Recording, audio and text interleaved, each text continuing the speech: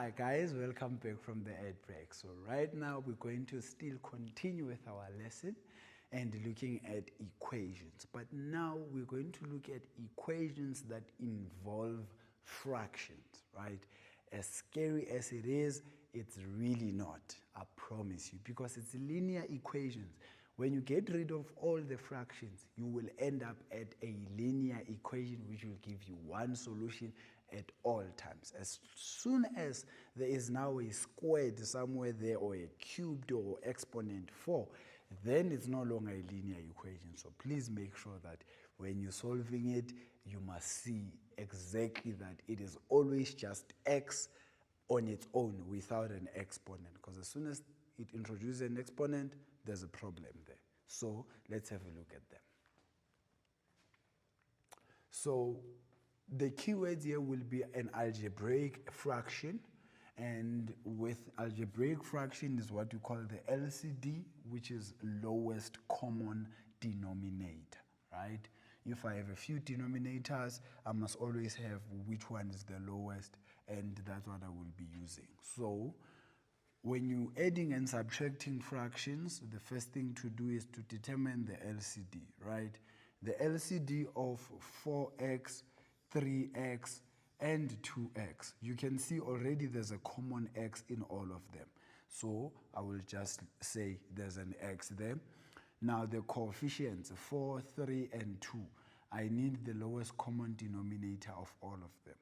To explain what the lowest common denominator is, it will be a number such that the 4 and the 3 and the 2 are divisible in without leaving a remainder.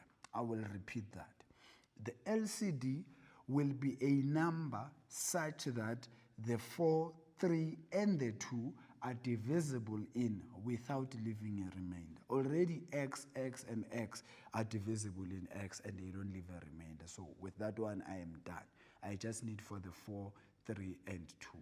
Most of the time, you will see that if you multiply all three numbers, you will get your lowest common denominator, but it might not be really the lowest, because if I multiply the 4 and the 3 and the 2, so 4 multiplied by 3 is 12, by 2 gives me 24, right?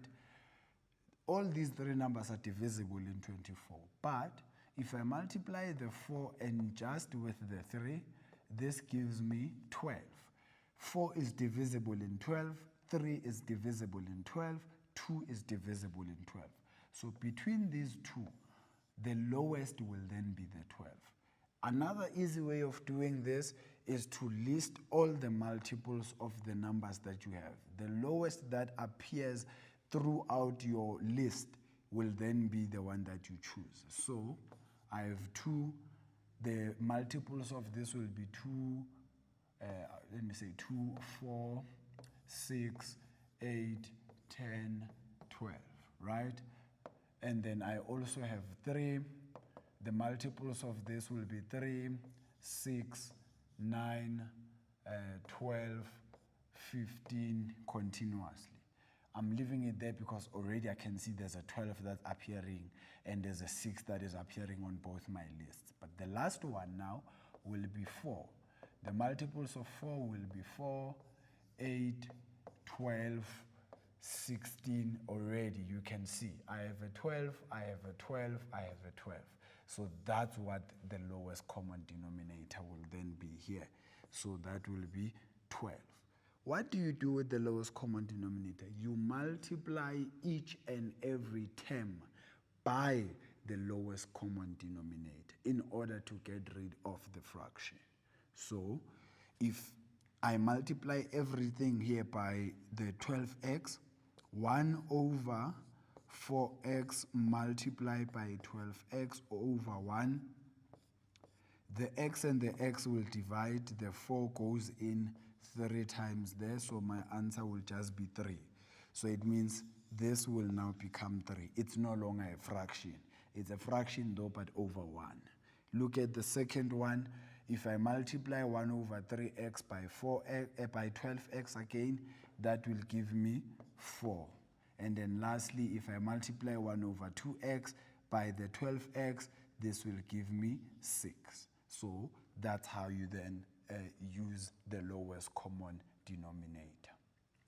Now, firstly, when you are solving linear equations that include fractions, you are to find the LCD and then multiply both sides of the equation by the LCD, meaning multiply every term as I just said. So my LCD here, you can see it's straightforward. Is 3 divisible in 3? Yes. But is 6 divisible in 3? No. Is 6 divisible in 6? Yes. Is 3 divisible in 6? Yes. Is 2 divisible in 6? Yes. So it means 6 becomes the lowest common denominator here. So my lowest common denominator will therefore be 6. If you multiply this by 6 and also multiply this by 6 and also multiply this by 6, you will then get for the first one 2 multiplied by 4x minus 1 negative, and then 6 there will divide with the 6. It means this will just be the 7x plus 2. I'm including brackets because I'm minusing more than one term. And then lastly, the 2 goes in 3 times there, so this will give me 3x. Now you can see I don't have any fraction anymore. This is just the linear equation. So step 2 will then be to group variables on the left-hand side, remember, of the equation, and then the constants on the other side by adding your additive inverse to both the sides. So my additive inverse of minus 2 is negative 2, right? So let me just quickly check that. Oh, my minus 2 is part of the question, so it's not the additive inverse. So it means I will firstly simplify this. It becomes 8x minus 7x minus 4 equal to 3x, right? Because I want to group them accordingly. So this will give me 2x, x, just x, not 2x.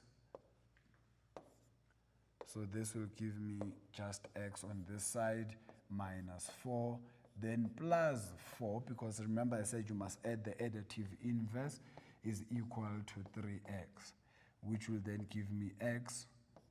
Remember to add a 4 on the other side. It will be x is equals to 3x plus 4.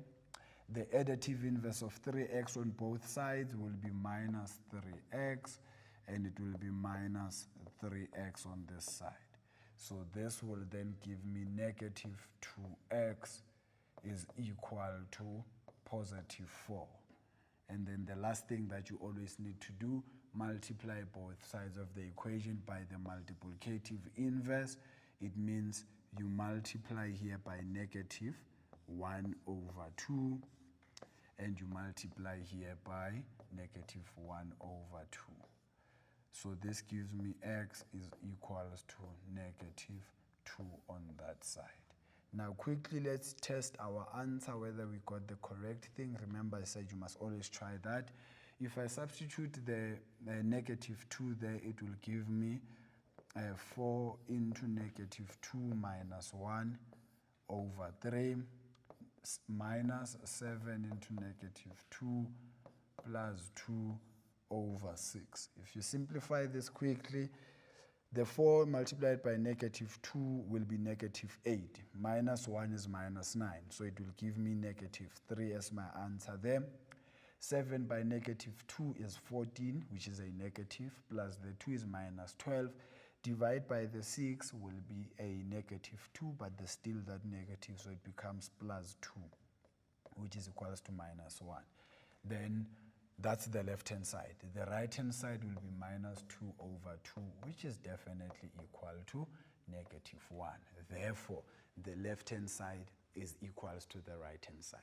That qualifies our answer to then be correct, and then I can mark it right. Guys, I hope you are still enjoying and you are having so much fun like I am doing with all this algebra that you are busy doing. But for now, let's take a quick ad break and I'll be back with some more.